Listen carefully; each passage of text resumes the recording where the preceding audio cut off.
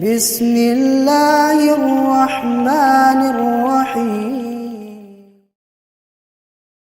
Innal hamdalillah nahmaduhu wa nasta'inuhu wa nastaghfiruh wa na'udzu billahi min shururi anfusina wa min sayyiati a'malina. Man yahdihillahu fala mudhillalah wa man yudlil fala hadiyalah. Asyhadu an la ilaha illallah wahdahu la syarikalah wa asyhadu anna Muhammadan abduhu wa rasuluhu sallallahu alaihi wasallam.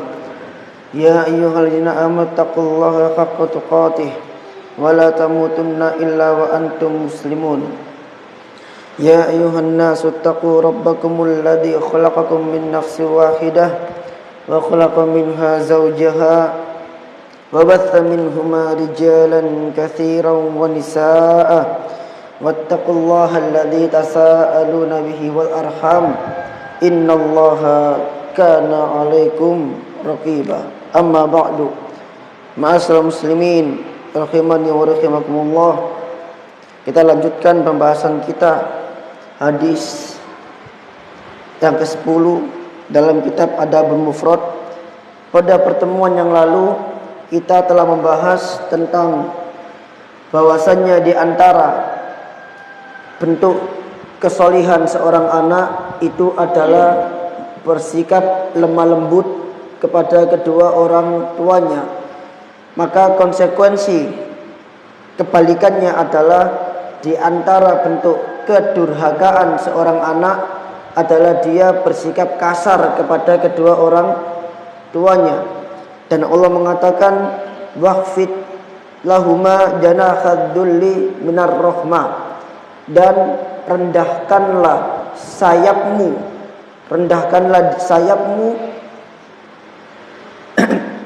kepada kedua orang tuamu minar rahmah, sebagai bentuk kasih sayang kepada keduanya. Dan Allah memakai kata sayap, di mana para ulama menjelaskan bahwasanya seekor burung itu meskipun dia terbang tinggi, apabila dia ingin memberi makan kepada anak-anaknya atau ingin melindungi anak-anaknya, maka dia turun terbang rendah dan merendahkan sayapnya untuk melindungi anak-anaknya. Itulah kenapa Allah memakai kata janah, sayap, karena setinggi apapun seorang anak, kalau sudah berhadapan dengan orang tua, berada di hadapan kedua orang tuanya, maka dia harus rendahkan sayapnya untuk melindungi dan mengayomi, bahkan memberi makan kedua orang tuanya. Dan kemarin kita sampaikan hadis dari Ibnu Umar yang mengatakan bahwasannya kalau seandainya engkau lembutkan dirimu kepada kedua orang tuamu dan memberi makan keduanya, maka itu adalah sesuatu yang bisa menyebabkan engkau masuk ke dalam surga. Dan hari ini ma'asyiral muslimin, kita membahas bab berikutnya tentang kedua orang tua. Dan bab ini sangatlah penting. Kenapa? Karena di luaran sana ada anak-anak yang dengan hartanya, kemudian dia memberi kedua orang tuanya dengan harta tersebut, kemudian anak-anak tersebut merasa telah berbuat atau merasa telah membalas jasa kedua orang tuanya. Maka bab ini menerangkan kepada kita bahwasannya seorang anak itu tidak akan pernah bisa membalas jasa kedua orang tuanya. Sebanyak apapun yang dia berikan kepada kedua orang tuanya, tetap hal itu tidak akan pernah bisa membalas semua kebaikan yang telah diberikan kepada kedua orang tuanya. Sebagaimana sebanyak apapun ketaatan yang kita lakukan kepada Allah Azza wa Jal, hal itu tidak akan pernah bisa membalas semua kebaikan yang Allah berikan kepada kita. Karena saking banyaknya kebaikan, sesuatu yang banyak itu ada kalanya tidak bisa dibalas dengan sesuatu apapun. Maka di sini Al-Imam Bukhari membawakan sebuah bab yang berjudul Babu Jazail Walidain. Bab balasan atau membalas kedua orang tua. Artinya seorang anak, apakah dia bisa membalas kebaikan orang tua? Begitu. Haddatsana qala al-muallif berkata haddatsana Qabisa menceritakan kepada kami, qala dia berkata haddatsana Sufyan telah menceritakan kepada kami Sufyan an Suhail bin Abi Shalih, dari Suhail bin Abi Shalih, an abihi dari bapaknya yang dimaksud di sini adalah Abi Shalih,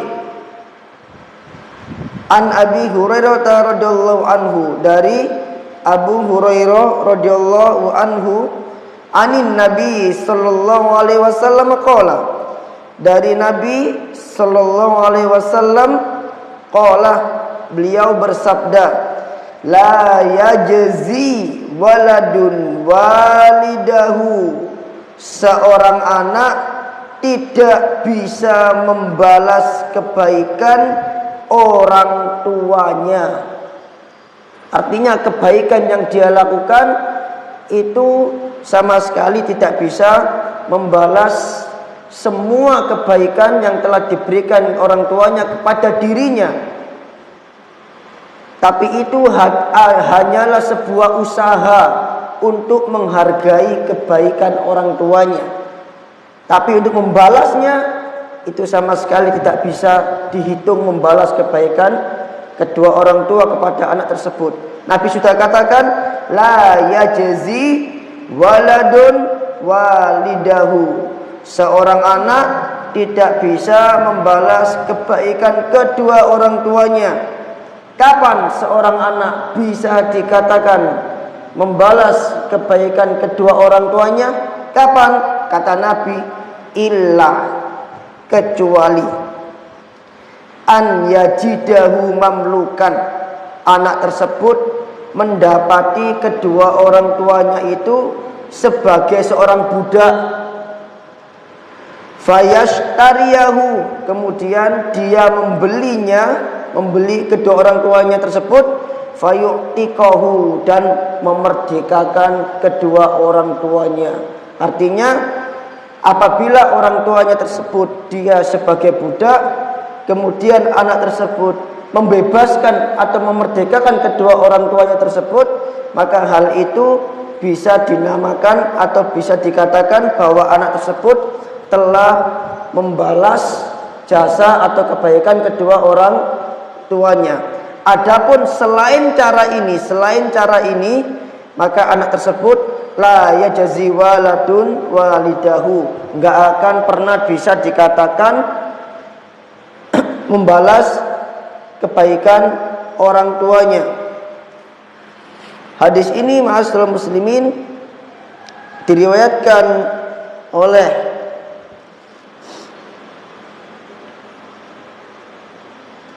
Al-Imam Muslim, dan beliau memasukkan hadis ini dalam sebuah bab yang berjudul bab fadli atqil walid, bab keutamaan memerdekakan kedua orang tua.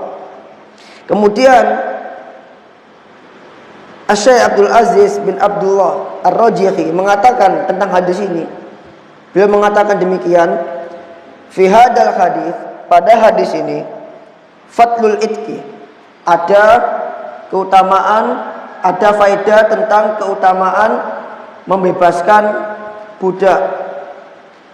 Wa annal walada, dan bahwasannya seorang anak itu idza a'taqa walidahu, apabila dia memerdekakan orang tuanya, fa innahu yajzihi, maka sesungguhnya dia telah membalas kebaikan kedua orang tuanya. Wa ma adahu, dan adapun yang selain hal itu, fa innahu la yajzi walidun waladah, maka dia tidak dianggap telah membalas kebaikan orang tuanya. Artinya selain dengan cara membebaskan tersebut, maka dia tidak akan pernah bisa membalas kebaikan kedua orang tuanya.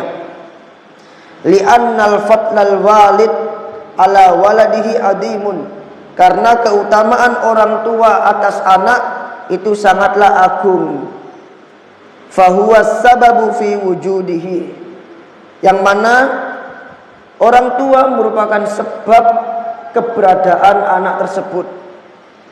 Fala yumkin an yajziyahu, maka tidak mungkin anak tersebut bisa membalas jasa atau kebaikan orang tuanya. Ini kesimpulannya ma'asyiral muslimin adalah bahwasanya seorang anak jangan pernah menghitung-hitung kebaikan yang diberikan sama orang tua. Wes, kalau buat orang tua sekian, kalau buat orang tua sekian, kalau masalah uang kasih aja, kasih seberapa banyak yang kita mampu. Jangan pernah main hitung-hitungan. Sama juga dengan Allah, kalau buat Allah sekian, kasih aja semampu kita. Antum maunya berapa? Antum mampunya berapa? Udah kasih. Jangan pernah dihitung. Nanti begini, enggak. Nanti Allah yang ganti itu. Nanti yang Allah yang ganti. Jangan pernah main hitung-hitungan kalau masalah uang kepada kedua orang tua. Nanti Allah yang ganti. Bukankah ada sebuah hadis di mana ada dua orang bersaudara. Salah satu dari dua orang ini selalu sibuk belajar, tidak mau kerja. Dan yang satunya membiayai saudaranya tersebut. Kemudian yang satunya ini wadul kepada Rasul sallallahu alaihi wasallam bahwa saudaranya ini selalu sibuk kerja, tidak pernah mau kerja. Maksudnya, mbok yo kerja, ojo belajar terus begitu. Kemudian Rasul sallallahu alaihi wasallam mengatakan kepada si orang ini yang wadul ini, Rasul mengatakan, bisa jadi engkau yurzaku, engkau diberi rizki karena sebab saudaramu yang belajar itu. Kamu bisa dapat rizki sekarang ini bisa jadi karena kamu lagi membiayai saudaramu yang belajar itu. Artinya apa? Jika seorang anak ngasih sesuatu ke orang tua, itu bukan malah menjadi sebab berkurangnya rizki atau seretnya rizki. Bisa jadi Allah akan luaskan rizki dia karena dia menanggung orang tuanya. Karena kita nggak akan pernah bisa membalas kebaikan orang tua. Makanya nggak boleh ngitung-ngitung sama orang tua, langsung aja dikasih, ya kan? Dan dia hanya bisa dikatakan membalas kebaikan orang tua itu kalau menjumpai orang tuanya sebagai budak. Masalahnya di zaman ini tidak ada budak lagi. Ini masalahnya. Artinya kalau nggak ada budak, maka dia tidak akan pernah bisa membalas orang tuanya selama-lamanya. Tapi apakah hukum perbudakan masih berlaku di dalam Islam? Masih. Karena perbudakan itu meskipun hari ini nggak ada, bisa jadi suatu saat itu ada. Orang-orang kafir, bahkan orang-orang liberal, laknatullah alaihim, mengatakan Islam itu kejam. Katanya Islam agama kasih sayang. Tapi kenapa Islam tidak menghapuskan perbudakan? Orang kalau benci Islam, itu yang disoroti Islamnya. Orang-orang kafir ini nggak melihat bahwa di zaman sebelum Islam datang itu sudah terjadi perbudakan. Kenapa kok yang disorot Islamnya? Kok bukan orang-orang yang ada sebelum Islam? Di zaman Yunani, di zaman Romawi, di zaman Babilonia, di zaman Persia. Itu perbudakan sudah ada. Jadi Islam datang itu di zaman di mana perbudakan sudah merajalela. Tapi kedatangan Islam itu untuk memuliakan para budak. Loh Ustaz, kenapa nggak dihapus saja Ustaz? Kata orang-orang kafir. Kenapa nggak dihapus saja sama Islam? Ya nggak bisa dihapus. Saking banyaknya perbudakan. Kalau dihapus langsung, justru itu menunjukkan bahwa Islam tidak adil. Loh kenapa demikian? Yang jadi budak itu banyak anak kecil, banyak orang-orang perempuan. Kalau dimerdekakan, siapa yang nanggung mereka? Kalau anak kecil dimerdekakan, siapa yang nanggung anak tersebut? Kalau perempuan budak dimerdekakan langsung, siapa yang menanggung perempuan tersebut? Padahal sebelumnya sudah ada. Bedanya apa? Ketika Islam datang, Islam memuliakan para budak. Di zaman sebelum Islam, orang-orang kafir dari kalangan Yahudi dan Nasrani, mereka mengambil budak itu tidak pandang mata. Anak kecil pun dijadikan budak. Dan setiap orang bisa jadi budak tanpa syarat. Mereka berperang, takluk, dijadiin budak. Ada keluarga yang fakir, dia jual anaknya dijadiin budak. Dan pasti ketika orang jadi budak dihinakan sama mereka. Maka Islam datang memuliakan budak. Di antaranya apa? Di dalam Islam tidak ada yang bisa jadi budak kecuali orang kafir. Jadi kalau orang udah masuk Islam, dia nggak akan bisa jadi budak. Yang jadi budak siapa? Orang kafir yang menjadi tawanan perang. Dimuliain. Tapi ketika dia jadi budak, maka dia tidak serta-merta jadi budak. Dia dikasih 3 pilihan. Yang pertama jadi budak. Yang kedua mau membayar sejumlah uang untuk membebaskan dirinya. Yang ketiga, kamu dihukum kisos, dibunuh. Ada 3 pilihan, tidak langsung jadi budak. Adapun orang-orang kafir sebelum Islam, setiap orang kafir, setiap musuh yang kalah langsung otomatis dijadikan budak, disiksa dan dihinakan. Di dalam Islam tidak. Bahkan seorang tuan tidak boleh mencela budaknya. Bahkan Rasulullah SAW mengatakan, wala taqul abdi. Apa kata Rasulullah SAW itu? Wala taqul abdi au amati. Jangan katakan kepada budakmu, hei budakku, hei budak perempuanku. Walakin falyakul, tapi katakanlah ya fataya, wahai pemudaku, wahai pemudiku. Bahkan dalam masalah panggilan pun diatur oleh Islam tidak boleh menghinakan budak, harus dimuliakan. Dia diberi hak yang sama oleh orang yang merdeka, hanya statusnya dia budak. Tapi orang-orang kafir, orang liberal menganggap Islam itu kejam dalam hal ini. Padahal kalau dia flashback ke sejarah ke belakang, bahwa kedatangan Islam itu justru membawa kasih sayang bagi para budak. Sengaja tidak dihapuskan. Kenapa nggak dihapuskan? Karena perbudakan itu bisa jadi akan terjadi di masa yang akan datang, di peperangan dan lain sebagainya. Tapi perlakuan Islam kepada para budak itu sangat-sangat mulia.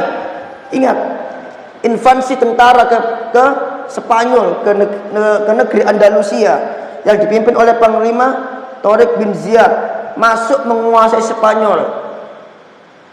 Orang-orang yang ada dalam Andalusia itu jadi budak. Tapi karena kebaikan Panglima atau pemimpin kaum muslimin waktu itu, maka mereka semua masuk Islam. Tidak ada yang terbantai satupun, tidak ada yang terbunuh satupun. Tapi ketika pasukan salib mau melakukan agresi militer kepada Andalusia, maka tidak ada satu kaum muslimin pun yang berhasil selamat keluar dari Andalusia. Bantai habis. Orang liberal tutup mata sama sejarah ini. Muslim Granada yang ada di Andalusia itu, ketika kaum salib berhasil menguasai Andalusia Spanyol, mereka memberi pengumuman kepada Muslim Granada, wahai kaum muslimin, silakan kalian keluar meninggalkan Spanyol. Ini ada kapal-kapal yang akan berlayar untuk mengangkut kalian. Waktu itu kaum muslimin bersembunyi di bawah rumah-rumah mereka, takut. Maka sebagian besar kaum muslimin keluar mengikuti arahan para tentara salib, keluar menuju pelabuhan yang telah disiapkan kapal-kapal layar untuk berlayar. Muslim Granada, kaum muslimin yang ada di Granada, Andalusia. Setelah mereka semua keluar, maka tentara salib menggerebek rumah-rumah untuk mencari siapa-siapa yang bersembunyi. Kemudian semua rumah-rumah itu dibakar oleh mereka. Kaum muslimin yang ada di pelabuhan itu melihat jilatan api yang sangat besar di Andalusia waktu itu. Rumah dan penghuninya dibakar oleh orang-orang kafir. Kemudian gak lama kemudian kapal-kapal yang disiapkan itu dibakar juga. Artinya apa? Mereka melakukan penipuan. Mereka melakukan pembohongan kepada kaum muslimin, dibohongin. Kapal itu disiapkan bukan untuk agar kaum muslimin bisa keluar dari Spanyol, tapi justru hari itu adalah hari pembantaian terbesar di Spanyol. Setelah kapal itu dibakar, pelabuhan dibakar semua. Nggak ada yang keluar dari Andalusia dalam keadaan selamat. Dan itu bertepatan dengan tanggal 1 April. Dan yang diperingati oleh orang-orang Kristen dengan nama April Mop. Dikira oleh kaum muslimin, padahal April Mop itu adalah hari di mana kaum muslimin dibantai habis-habisan. Karena apa? Karena telah dibohongin. Beda dengan kaum muslimin ketika memasuki Spanyol, gak ada yang terbunuh sama sekali. Damai, gak ada yang terbunuh. Tapi ketika pasukan salib masuk ke Spanyol, semuanya dibunuh habis-habisan, dibantai. Amerika yang dengan lihat sekarang itu, orang Amerika sekarang itu bukan penduduk aslinya. Penduduk asli, orang di situ dibantai sama dia, sama Christopher Columbus, dibantai. Nah, ini orang liberal, orang-orang kafir, pura-pura penjamin mata. Yang ada di pikiran mereka cuma Islam itu kejam. Akhirnya yang dikritik cuma Islam. Kenapa Islam ada perbudakan? Mereka lupa kalau orang-orang Nasrani, orang-orang Yahudi, bahkan lebih Spanyol, karena Columbus dari Spanyol, dijadiin budak sebanyak 200 orang jadi budak di Spanyol. Orang asli Amerika.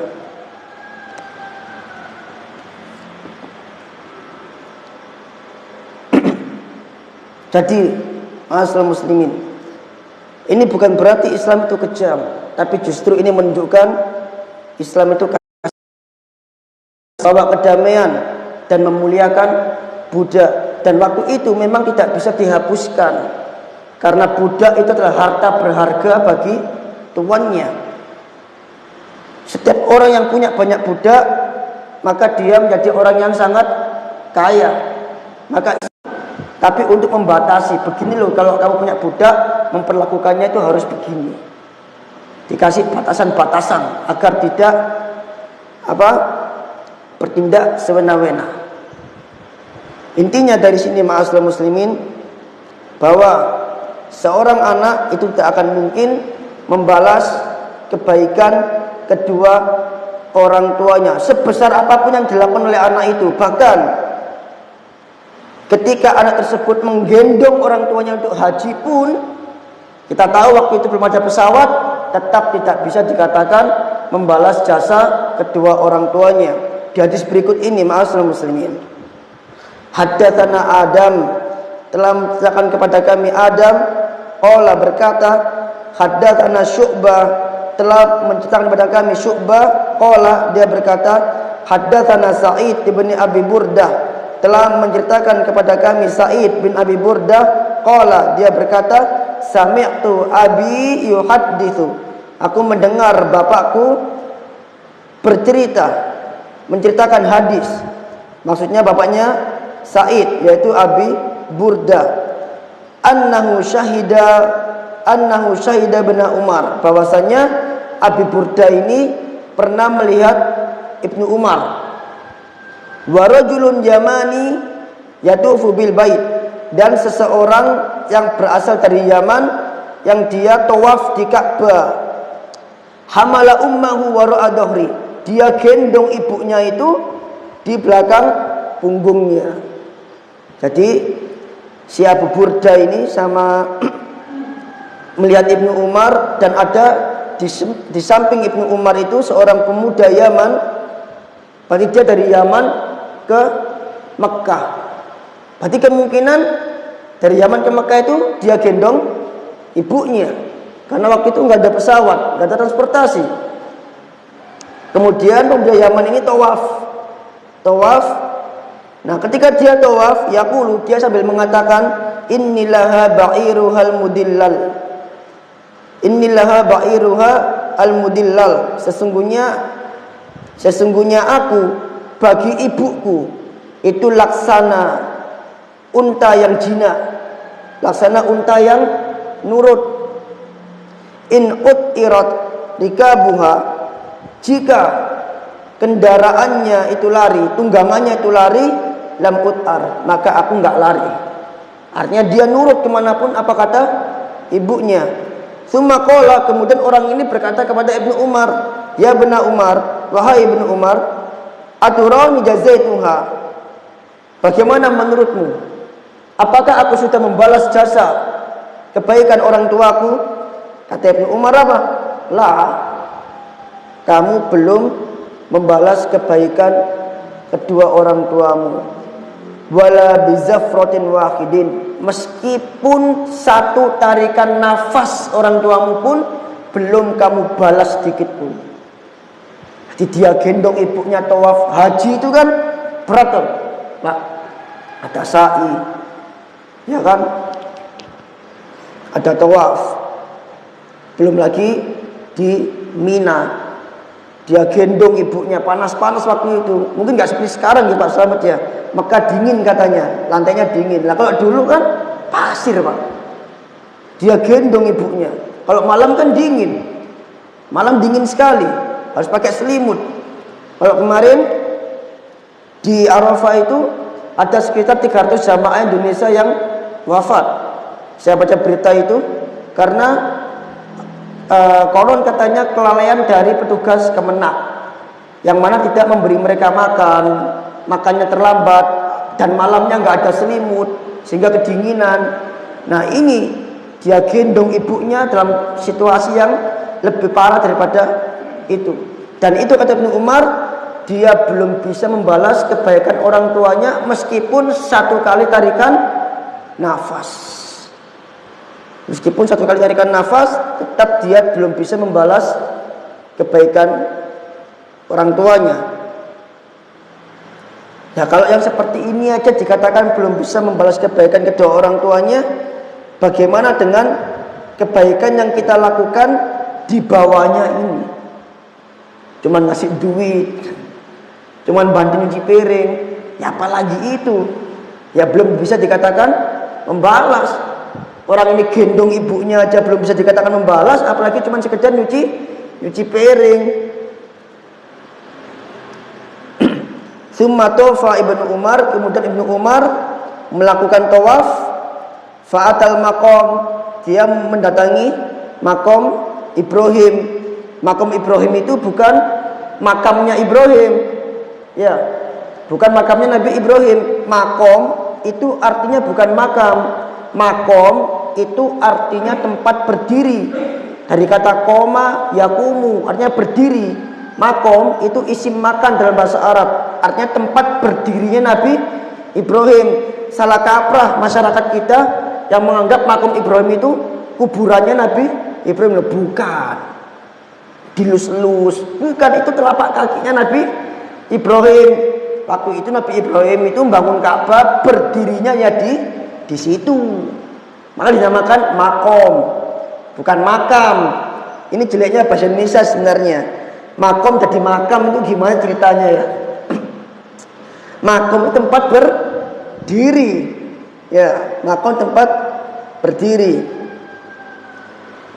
Fasolla ruk'atain, kemudian Ibnu Umar sholat 2 rakaat di depan makom Ibrahim. Tsumma qala, kemudian Ibnu Umar mengatakan kepada Abi Burda tadi, ya bena Abi Musa, wahai ibnu Abi Musa, inna kulla ruk'atain tukaffirani ma amamahuma. Sesungguhnya pada setiap 2 rakaat itu mengampuni dosa yang ada di hadapan keduanya. Ini faedahnya hampir sama dengan yang saya sampaikan tadi.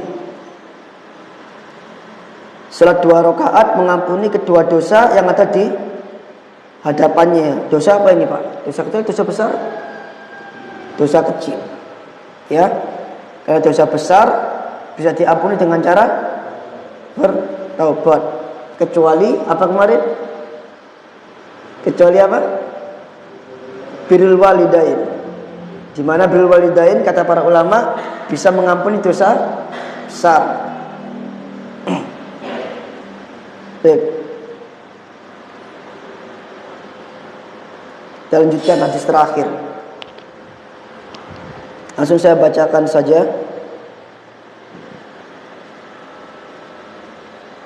Anna Aba, ini dari Abi Murrah Maula Akil, dari Abi Murrah Maula Akil. Jenengan kalau ada kata maula ini artinya budak yang dimerdekakan. Setiap budak yang dimerdekakan itu mesti ada kata maulanya. Jadi Abi Murrah ini dimerdekakan oleh siapa? Akil. Langsung saya bacakan artinya aja ya. Bahwasannya Abu Hurairah pernah diangkat oleh Khalifah Marwan, diangkat gubernur oleh Khalifah Marwan, di mana waktu itu dia berada di Dzul Khulaifah, berarti di Madinah mungkin. Fakanat ummuhu fi baitin, pada waktu itu ibunya Abu Hurairah berada di sebuah rumah, wa huwa fi akhar, dan Abu Hurairah berada di rumah yang lain. Lihat bagaimana berbaktinya Abu Hurairah ke ibunya. Padahal ibunya ini dulu kafir. Ya, ibunya Abu Hurairah ini kafir dulu.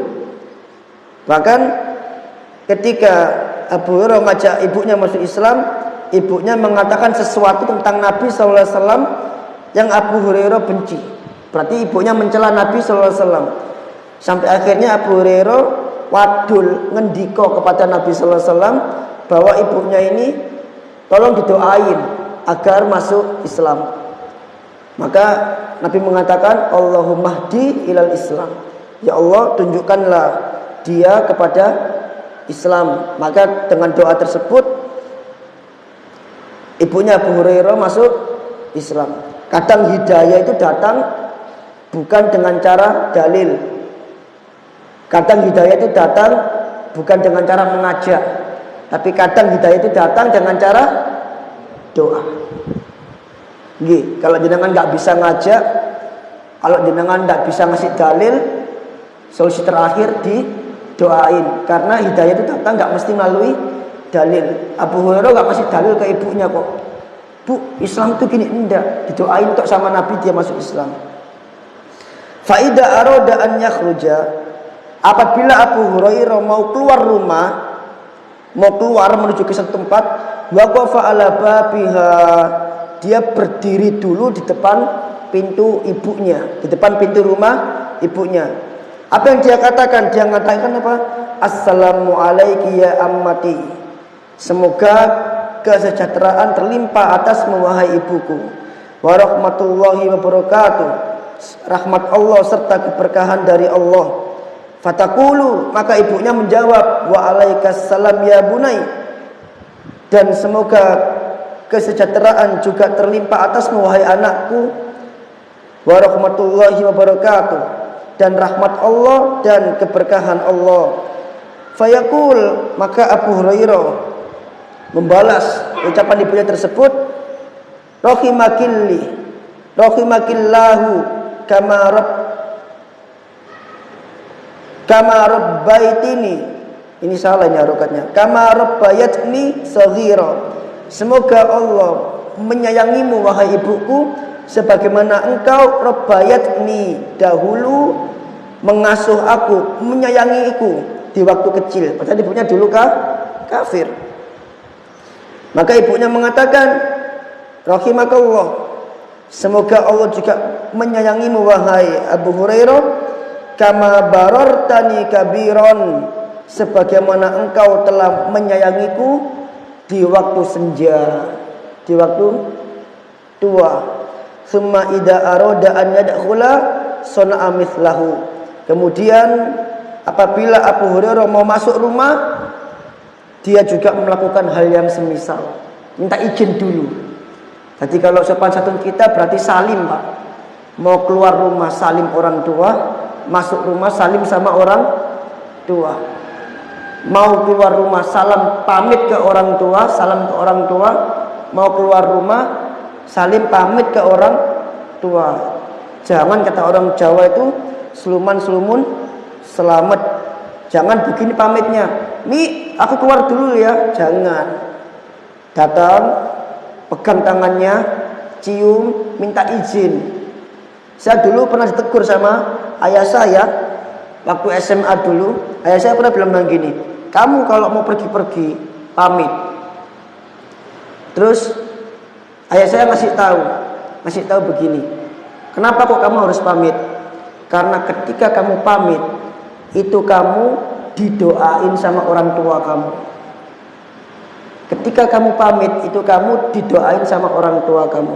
Ketika kamu ucapin salam, assalamualaikum, orang tuamu doain kamu, waalaikumsalam. Hati-hati ya, doanya orang tua itu makbul. Jadi kita pergi keluar rumah itu diselimuti atau diiringi dengan doa keberkahan dari orang tua kita. Tapi kalau kita nggak pamit, kita keluar rumah ini tidak ada benteng doa dari orang tua. Nah, sejak saat itu tiap keluar rumah saya pamit. Ini zaman saya SMA. Anak SMA kan langsung naik motor, ada keperluan apa naik motor, langsung keluar. Lupa pamit, lupa sama orang tuanya. Itu saya ditegur sama ayah saya dulu. Kamu kalau mau kemana-mana pamit. Karena ketika kamu pamit, itu orang tua lagi doain kamu. Moga-moga selamat. Hati-hati ya, ini kan doa dari orang tua. Artinya ketika dia keluar rumah, berarti orang tua itu membentengi anaknya dengan doa. Tapi kok dia nggak pamit, dia nggak punya benteng doa dari kedua orang tua. Nah, ini Abu Hurairah mau keluar pamit, mau masuk pun pamit. Bahkan dia mengucapkan doa seperti ini. Nah, mungkin sampai di sini dulu hadisnya. Barangkali ada pertanyaan, ma'asyiral muslimin. Kita selesai lebih awal insyaallah. Gak ada? Udah jelas ya? Alhamdulillah. Ada yang mau tanya? Kalau tidak ada, kita tutup majelisnya. Kesimpulannya apa? Kesimpulannya, seorang anak tidak akan bisa membalas kebaikan orang tuanya. Dalam tanda kutip, kalau orang tuanya muslim, ya. Tapi kalau orang tuanya kafir, maka dia tidak berlaku ke hadis ini. Kalau orang tuanya kafir, dia nggak berlaku ke hadis ini. Hadis ini berlaku ketika orang tuanya muslim. Nah, subhanakallah wa bihamdika, asyhadu an la ilaha illa anta astaghfiruka wa atubu ilaik. Assalamualaikum warahmatullahi wabarakatuh.